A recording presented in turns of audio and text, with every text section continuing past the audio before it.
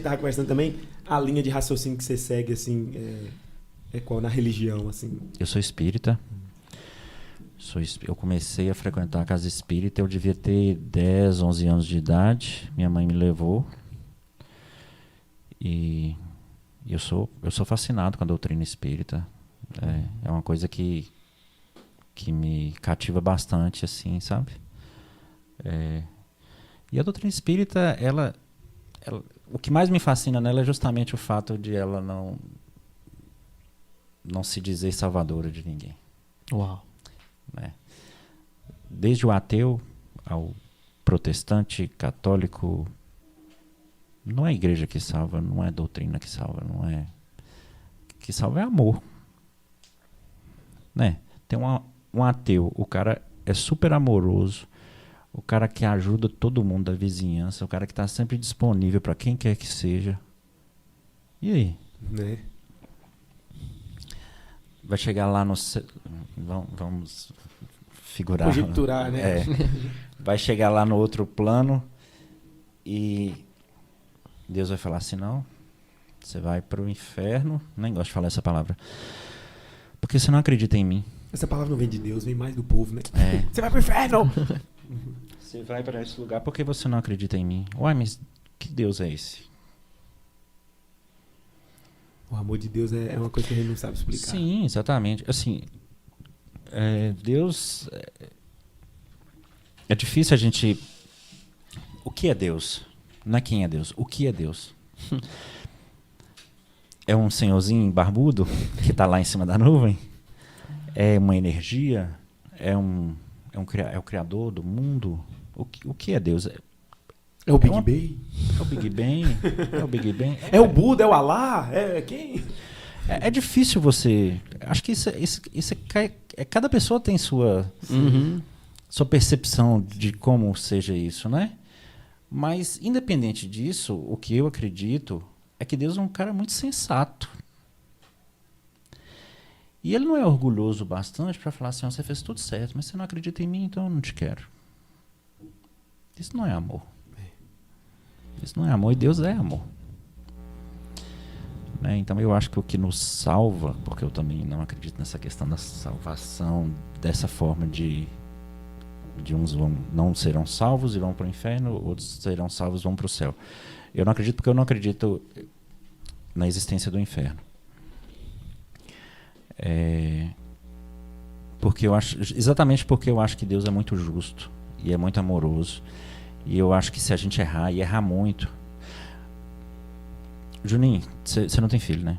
Ainda não. Meu sonho. Pois é, você vai ter um filho. Você não vai cuidar do meu filho depois que ele nascer, viu? Não vai. Não vai precisar. Não vai. Se Deus quiser. Vamos supor... Isso não vai acontecer. Só uma suposição. Sim. Que você tem um filho e que ele faça um monte de coisa errada. Faça um monte de coisa errada. E aí, quando chegar no dia do julgamento dele, Deus vai virar pra você e vai falar assim, você pode salvar seu filho. Você tem coragem de mandar seu filho pro inferno? Independente de qualquer coisa que ele tenha feito. Ele pode ter sido estuprador, assassino, o que for. Você tem coragem de falar assim, não? Filho é filho. Você vai pro inferno. O que é o inferno? É um lugar onde você vai queimar, você vai sentir a dor do fogo. A gente queima a ponta do dedo e dói pra caramba, né? Imagina o corpo inteiro queimando. Você vai sentir aquela dor, só que seu corpo não vai ser consumido. E você vai sentir aquela dor, não é por 10 minutos. Não é por um dia. Nem uma semana, nem um ano. É para sempre, para a eternidade. É uma pena que não cabe, foge da razão. Acreditar que isso exista, acreditar que Deus permita a existência disso. Por quê? Porque eu cometi um pecado. Entendi. É que nós temos essa ideia, né, de um Deus como um juiz irado. Sim. Um ditador. Muitas vezes é que, não, se você não fizer isso, tá no inferno. Se você não me seguir, vai pro inferno. E na verdade, não é nem Deus, é a visão do povo. É, né? a visão do povo. É o que as pessoas, os representantes de Deus pregam. Que a gente sempre desmistifica isso aqui. Inclusive, que a gente respeita. Quem que é ateu? É ele? Ou... Não, ninguém. Ninguém. Acho que você falou com alguém. Que é ateu. Ah, você tava falando pra Eu câmera. tava falando pra câmera. Falei, os ateus que me... Ó, eu respeito vocês, mas eu não creio que o Explosão criou... Entendi. Algo, Achei nada que você pode tava vir do falando nada. pra outro rapaz que tava sentado ali. Aí teve assim, ó, nada pode vir do nada. Júnior, mas se nada pode vir do nada, que nem criou Deus. Deus, no nada, era o tudo. E se tinha tudo que é Deus, não tinha o nada. E Deus, a Bíblia diz que Deus mirou no norte, que é pra cima, por isso que o norte dá um norte e criou todas as coisas. É o que eu acredito. Mas eu acredito que existem ateus pela forma como Deus foi apresentado para eles. Concordo. Perfeito. Eles não têm raiva de Deus. Eles não acreditam em Deus em si. Eles não acreditam nas pessoas que representam Deus. E automaticamente, é o que eu vejo. Automaticamente essa pessoa não pode ser de Deus. E se essa pessoa não pode ser de Deus, Deus não existe. Entre aspas. Não, eu acho que não tem a ver com pessoas aqui. Eu acho que tem a ver, assim, a forma como Deus foi apresentada para eles. Ah, quem é Deus? Aí isso, aquilo, outro. Pois é, mas alguém apresentou, entendeu? Nesse sentido. Aham. Apresenta um Deus que, tipo assim, se você não fizer tudo o que ele mandar, você tá ferrado. É. Prefere não acreditar nesse Deus. Ele sonha. Ele tem projetos, ele tem... ele quer fazer coisa aqui na Terra. Mas Sim. ele tem que seguir tudo aquilo que Deus mandou ele fazer, ele acaba falando, não existe esse negócio. Não é nem Deus em si, não existe esse negócio de eu ter que adaptar alguém que eu nem sei se existe, entendeu? Uhum. É nesse sentido que eu falo. Mas assim, respeitando demais a religião de vocês, respeito tanto que hoje se você me chamar para ir para qualquer igreja com você, para qualquer tipo de religião, eu vou. E vou gostar do que eu vou ver. Entendeu? Por isso que eu respeito tanto. Eu acho que cada um entende de uma forma. Sim. Eu, pessoalmente, eu não consigo enxergar a justiça de Deus sem a reencarnação. É uma coisa O minha. Espiritismo acredita, né? Como é É. que é esse processo, assim?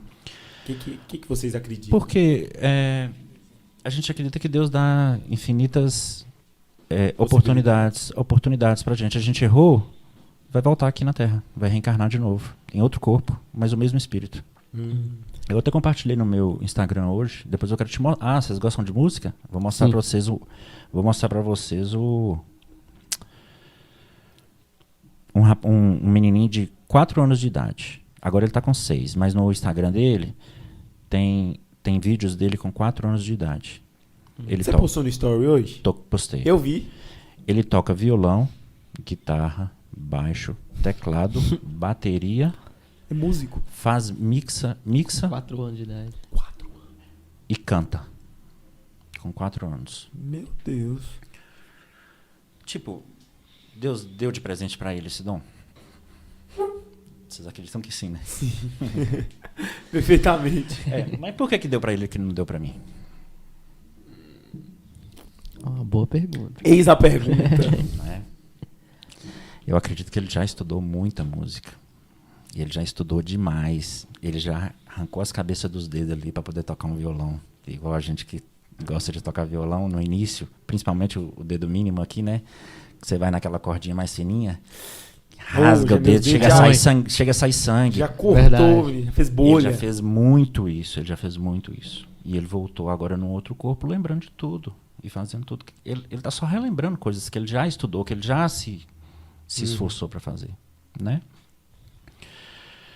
E outra coisa, vamos supor, uma pessoa, um neném que nasceu ali numa favela, no Rio de Janeiro, sem querer julgar ninguém, por favor, mas só um exemplo.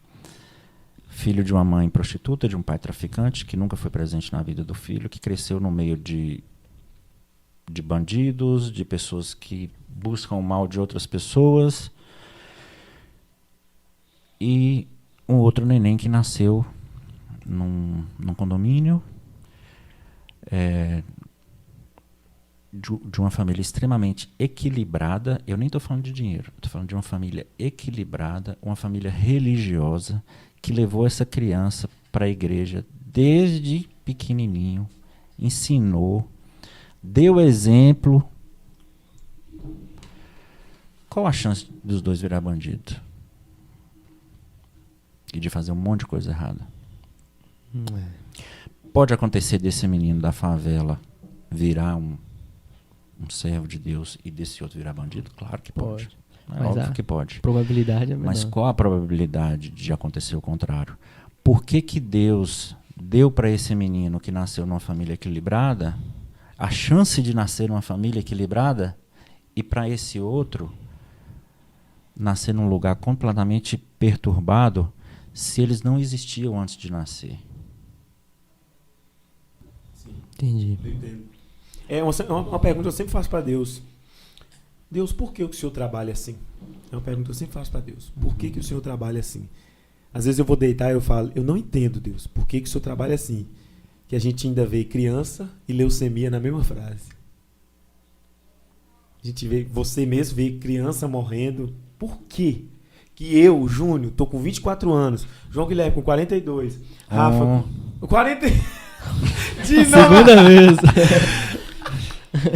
Aí a pergunta, será que ele tava mentindo, te chamando de mais novo, ou será que ele... Por que eu tô com 42 na cabeça? 42. O Rafa tá com 20 e poucos anos. 19. Não, 19. Eu tô dando... Não mais, hein? Tá bem. Eu quero vocês maduros, mais velhos. Mas eu faço essa pergunta pra Deus. Por que a gente teve a chance que um bebê que morreu numa creche esfaqueado por um bandido não teve? Essa é uma dúvida que me remete à frase que eu sempre gosto de dizer aqui sobre Deus. Eu creio, quase não crendo, mas não consigo deixar de crer. Isso é lindo, né? Eu amo essa frase. E é a fé que alimenta a gente. Sim. Com certeza. Só que, graças a Deus, você tem essa fé e você crê. Mas tem pessoas que não têm. E aí é onde aparecem os ateus. Por quê? Porque não conseguem entender uma justiça divina quando enxergam esse tipo de condição. É uma crise existencial. Eu tenho várias crises existenciais. Vai, por que eu existo? Aquelas perguntas. Todo mundo tem, né? Por que eu existo? Por que eu penso? Por que o cachorro não pensa e eu penso? Essas coisinhas. Por que eu não sou um pé de laranja? Falando em cachorro, talvez é um preconceito de muita gente. Encarna mesmo em cachorro também? Não tem encarnação de cachorro, de animal? Isso é historinha, Animal né? não. Isso é história, Animal, né? Ah, sim. Quer dizer, tem as controvérsias ainda. Eu não... Engraçado, eu tenho um grupo de evangelho no lar que a gente se reúne toda segunda-feira à noite. Já há uns 7 anos a gente se reúne para estudar. E várias vezes a gente já estudou sobre reencarnação de animais, vamos dizer assim. E tipo, é uma coisa que ainda deixou uma dúvida, sabe? Então eu não sei te responder com certeza, não. Entendi. Deixou uma dúvida. Como é que você acha que esse processo desligou na Terra? E aí? Na sua opinião? O que Automaticamente que o que acontece já nasce outra pós a pessoa morte? ou tem algum processo até chegar? Existe um plano espiritual que ele está mais ou menos aqui. A gente convive mais ou menos no mesmo espaço, vamos dizer assim. Porém, ele vibra em outra frequência e é por isso que a gente não consegue enxergar ele. Imagina ondas de rádio. Né? Agora, quantas ondas de rádio estão passando aqui? Só que o nosso ouvido não consegue captar, porque eles estão vibrando em vibrações diferentes. Com a matéria é a mesma coisa. A matéria, ela é energia. E ela está vibrando, essa energia vibra. Se você colocar um super microscópio aqui, você vai encontrar átomos e elétrons girando. E isso é movimento, isso é energia. E isso vibra em uma determinada frequência. O plano espiritual tem mesa, tem cadeira, tem tudo.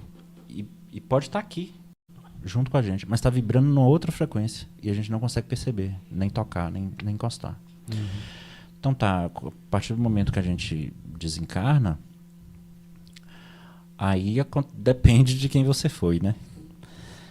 Normalmente, amigos espirituais vêm buscar a gente, levar a gente para hospitais, porque a gente precisa de cuidados lá do outro lado, para tratar, e depois a gente vai continuar trabalhando lá do outro lado. Jesus disse, eu continuo, meu pai trabalha ainda mais, eu trabalho e meu pai trabalha ainda mais, algo assim. Questão do sábado. E quando a gente vai para o outro lado, a gente continua trabalhando. Trabalhando como? Em prol das pessoas.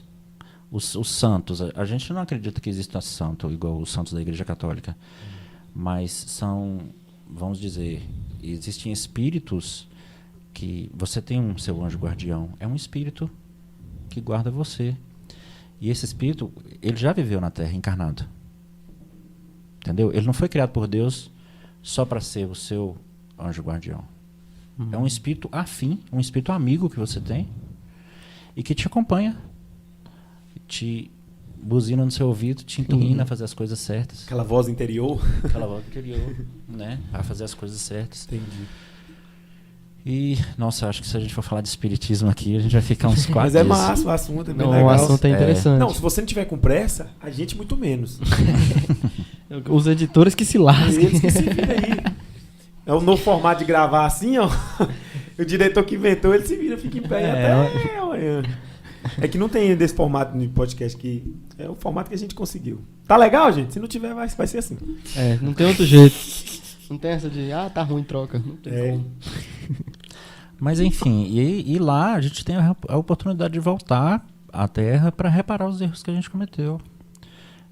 A oportunidade, a bendita oportunidade da reencarnação é essa. Ao invés da gente ser condenado para um lugar que a gente vai queimar pela eternidade, Deus nos concede uma nova oportunidade de voltar e fazer certo. O problema é que normalmente a gente volta e erra ainda mais. Então, vocês aqui, por exemplo, vamos pegar uma pessoa ruim, que matou, que estuprou, que roubou. Ela recarna. Como é que é esse processo? Ela reencarna em uma pessoa e ela fica ruim do mesmo jeito? O espírito não muda. A carne, a nossa carne, ela não exerce nenhum tipo de influência sobre o nosso espírito. Na encarnação passada, você era igualzinho você é. É claro que a gente vai evoluindo, a gente vai melhorando. Cada um vai melhorando. Então, se um cara morreu, como você falou... Ruim, um cara ruim. O cara que cometeu um monte de erro, ele vai voltar com essa tendência também. Mas aí ele tem Deus está dando a oportunidade para ele de... Refazer a vida? Transformar isso? Ou ele vai... Ou é certo que ele vai fazer tudo de novo? Não. Deus nos dá livre-arbítrio. E Deus nos dá as condições de melhorar. E Deus quer que a gente melhore. E Deus oferece pra gente o tempo todo situações pra gente melhorar. Então muitas vezes esse cara vai ser preso. Aí às vezes ele vai pra cadeia. Não, talvez na cadeia ele melhora. Não melhora. Aí talvez ele venha numa outra condição que vai cada vez cortando mais a liberdade dele, vamos dizer assim, até ele trazendo sofrimento mesmo, dor. Até uma hora ele vai sentir tanta dor, vai sofrer tanto que ele vai falar assim, meu Deus, eu tenho que mudar de vida. E isso acontece com todos nós. A dor é um excelente medicamento. Deus nos trata através da dor. Porque quando ela vem, é porque algo não está certo. Né? Todo mundo que sente uma dor, de alguma forma, se você parar para pensar, você está fazendo alguma coisa errada. Eu vi uma frase uma vez que eu achei interessante.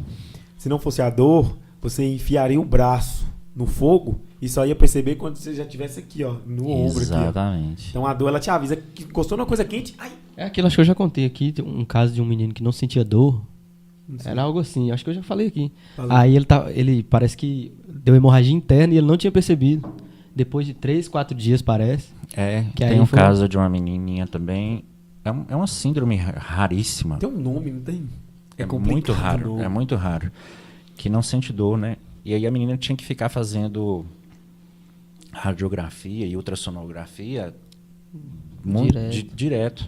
Porque poderia ter uma apendicite, por exemplo, e morrer. Nossa. Meu Deus. Morrer sem saber. Os pais dessa menina não têm paz. Se cair, já tem que levar pro hospital, que ela cai e leva. Como é que detecta isso, meu pai?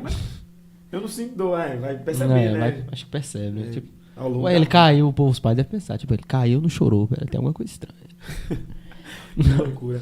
Mas eu respeito muito o espiritismo. Acho legal esse negócio de reencarnação e tudo, acho bem legal. Não acredito, mas acho legal. Acho interessante estudar, entrar a fundo e estudar. Que eu acho bom. As pessoas têm que tirar esse preconceito. Você que é evangélico, você que é de qualquer igreja evangélica, protestante, vai em outro nicho, velho. Verifica, estuda tudo. Vai pra cá, vai pra lá, estuda. Você tem que estudar. Você não pode ficar focado igual um cavalo com um cabresto e só olha pra frente e segue, não. Vai estudar, vai procurar conhecimento. Não é verdade, Rafa? Com certeza. Nem tudo que tá na nossa religião, e eu falo isso sem medo. Vamos perder um seguidor agora? Vai, vamos perder um seguidor. Nem tudo que tá na nossa religião é correto, condiz com o que Jesus vivia. E, boa, é verdade mesmo. Eu penso assim, João, a gente tem que estudar assuntos que divergem da nossa opinião. Claro, é sempre. E o espiritismo tem muito preconceito, né, contra o espiritismo. E as pessoas não imaginam que quem é espírita e que estuda, a única coisa que essa pessoa quer é ser melhor a cada dia que passa. Né? E tem mal nenhum nisso. Falando de preconceito... Bem, só falando de você vai mudar de assunto? Não, então pode ir. É de depois eu falo. Falando de preconceito, tem muito isso, tipo, como é que funciona? O povo fala muito disso, porque eu tenho também esse preconceito de, tipo, não preconceito, mas eu tenho essa ideia, mas eu não sei como é que funciona. Tipo, na hora lá, baixar um espírito, aí você vem do espiritismo, como é que é? Tem muita gente que fala que é demônio. Ou isso. Não. Eu não sei como é que funciona isso direito. Essas vamos dizer assim, quando você está falando de um médium que recebe um espírito para poder passar uma mensagem, né? Isso não acontece nas reuniões ao público lá, né? Essas pessoas vão lá, nas reuniões públicas lá, acontecem estudos, palestras, e esse tipo de coisa não acontece. Entendi. Mas quando você fala de um médium receber um espírito, isso acontece em qualquer igreja. Verdade. Até porque a palavra médium é mediador. A Bíblia chama de Moisés de médium. Mediador. É porque a Bíblia chama ele de médium. É porque o povo, principalmente, acho que os cristãos, eles têm essa ideia de tipo, aquele trem lá baixou o demônio, não sei o quê.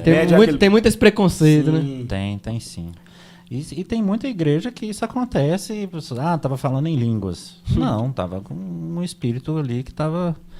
Agora, quando você perguntou o quê? Se um diabo... Como é que é isso? Tipo, A gente não acredita na personificação do diabo. Entendi.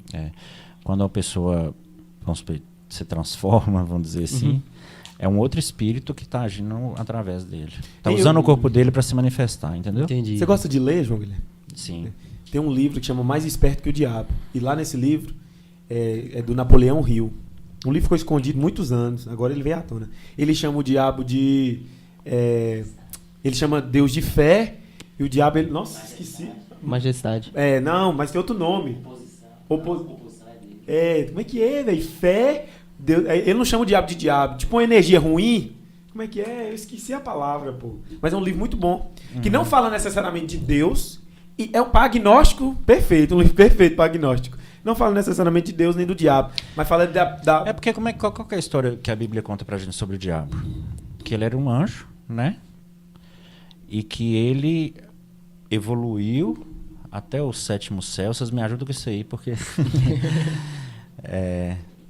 ele evoluiu e chegou tão perto de Deus, do poder de Deus, que depois ele se revoltou contra Deus e decaiu com vários outros anjos. Não é isso que a Bíblia relata, mais ou menos? Essa parte meio que... Não, nessa parte do 7, como é que é? Do 7? 7º céu? Não é é tipo como se ele subisse de categoria de anjo. Resumindo.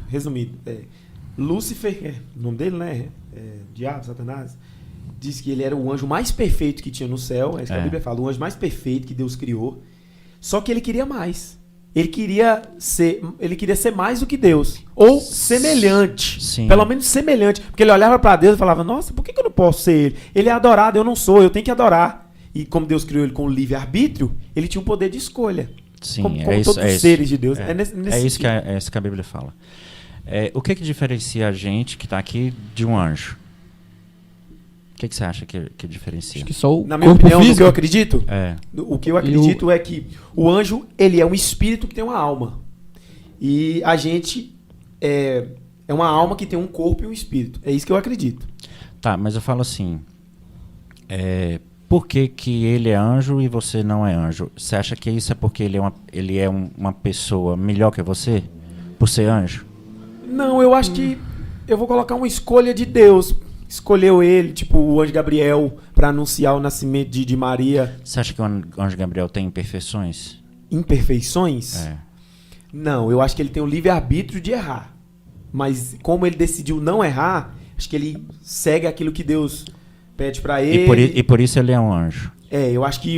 Não, e por ele ter outra forma, por ele ser um espírito, não matéria, por ele poder viajar mais rápido que a velocidade da luz, poder vir na Terra e no céu. Eu falo sentido, independente da matéria, independente da apresentação física ou espiritual.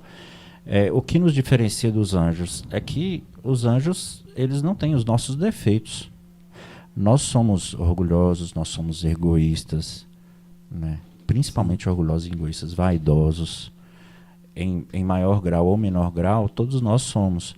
E os anjos não, porque se eles fossem, eles não seriam anjos, assim eu penso. Perfeito.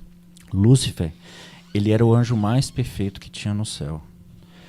Se ele era o mais perfeito, é porque não existia vaidade nele. Porque senão ele não era anjo perfeito. Não existia orgulho. Não existia... Então, como é que ele se rebelou contra Deus se esse tipo de sentimento não existia nele? Porque se existisse, ele não era anjo. Então, é uma história que eu sei que é bíblica, mas que não encaixa, sabe? Uhum.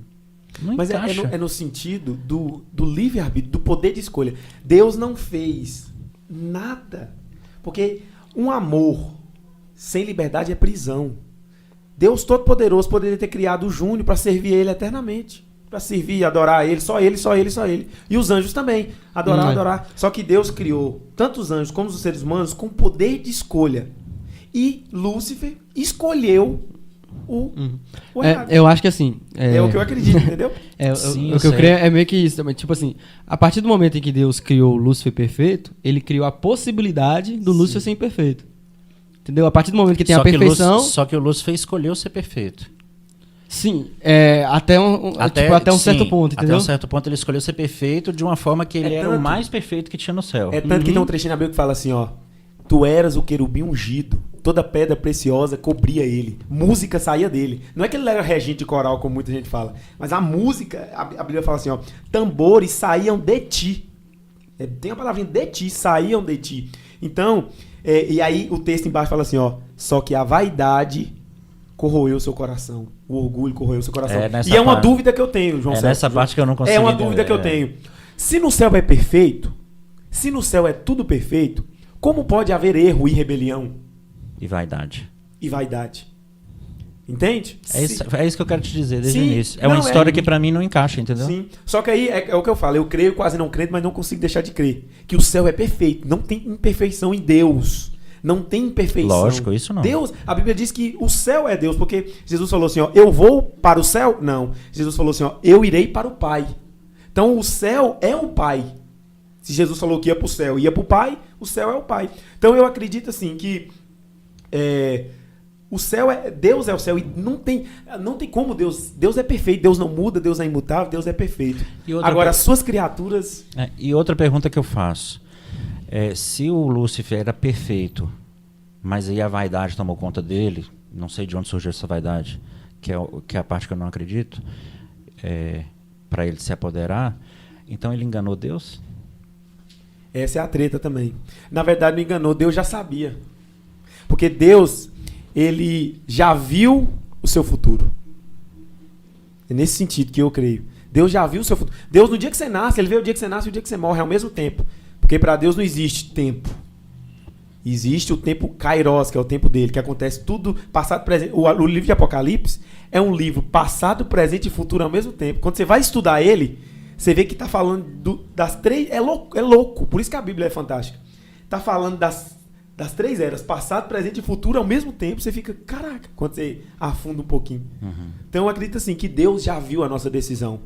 E não tem como a gente mudar o que Deus já traçou. Mesmo a gente querendo fazer do nosso jeito, Deus já sabia que eu ia escolher aquilo. Deus já viu minha escolha.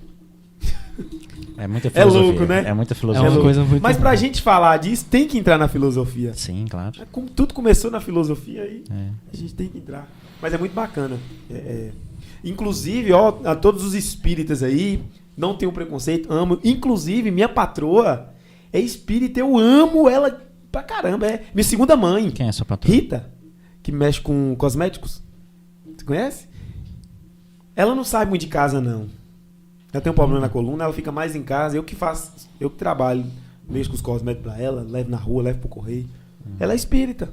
sabe? E a gente conversa muito, assim, ela me ama muito, eu amo muito ela. Minha segunda mãezinha. Ai, ai. É isso que eu queria falar. Mas é isso, então.